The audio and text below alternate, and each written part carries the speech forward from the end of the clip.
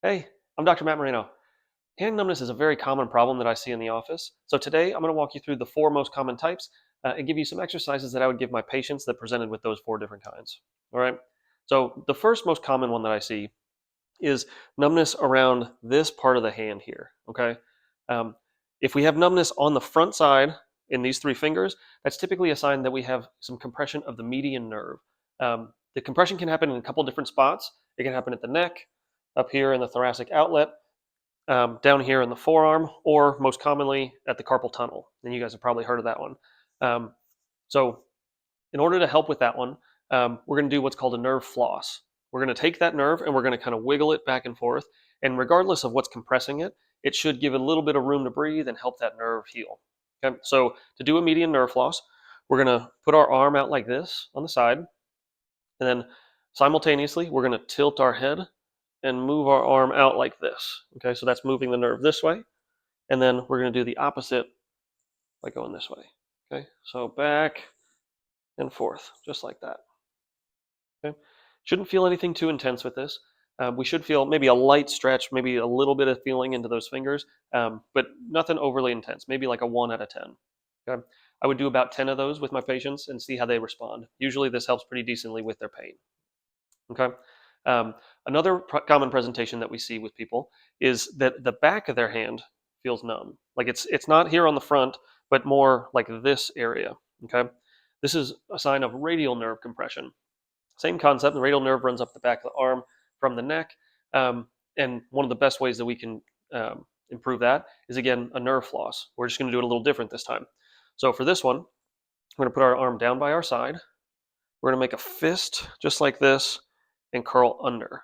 Okay. From here, we can kind of drop our shoulder down, and then we can bring the arm back into the side like that. Okay. So when we do this, if we pull our head towards it like that, we're moving the nerve this way, and then bringing the arm in and head the opposite direction, pulls it this way. Okay. So again, we do about 10 of these to take some of the pressure off the nerve and get that moving a little bit better. Okay. Okay. The third type of numbness that we see is typically here on the outside of the hand, usually these two fingers. Okay. This is a sign that we have some ulnar nerve compression. Ulnar nerve runs along the outside of the hand here, through the elbow, and then up into the neck. Again, has a couple of spots of compression, but the best ways to improve that is, again, a nerve floss. For this one, we're going to do an OK sign, just like this. Okay. And then while we bring our head to our side, we're going to bring that elbow up nice and high, holding that OK sign. Okay. And then we're going to do the opposite. So straighten this guy out, head the other way. And again, about 10 of those. Okay. Good. Just like that. Okay. And the last type of numbness that we see is whole hand numbness. Typically, if we have our entire hand that's numb, that's not a specific nerve that's giving us trouble, because we'd have to have a lot of the nerves have a lot of compression on them, and that's very rare. It almost doesn't happen. So when I see something like this, I almost immediately go to vascular involvement, meaning the blood supply that goes into the arm.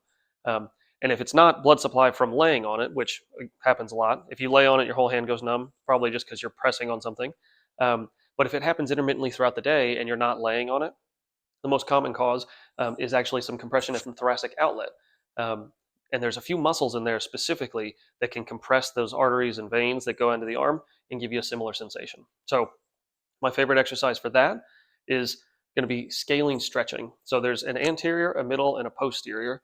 To hit the middle scalene, we're going to take our head like this and just pull straight to the side. Okay. Hold this for about 30 seconds or so. Okay. If we want to hit the anterior scalene, we're going to do same idea, but we're going to kind of look up and tilt our head back. You should feel a little bit of a different stretch over in this area. Okay, again, hold for about 30 seconds. Okay, and then if we want to hit the posterior scalene, we're going to do the opposite. So we're going to go to the side and down, and we can kind of twist our chin to the left here. Again, we should feel these all stretching kind of across the top of that right shoulder. Hold for about 30 seconds. Okay. And all of those should help relieve some of that compression on the arterial and venous supply into the arm. Okay. I hope this helps. If you want more info like this, follow the Move More Minute. It's my weekly newsletter, and the link's down below.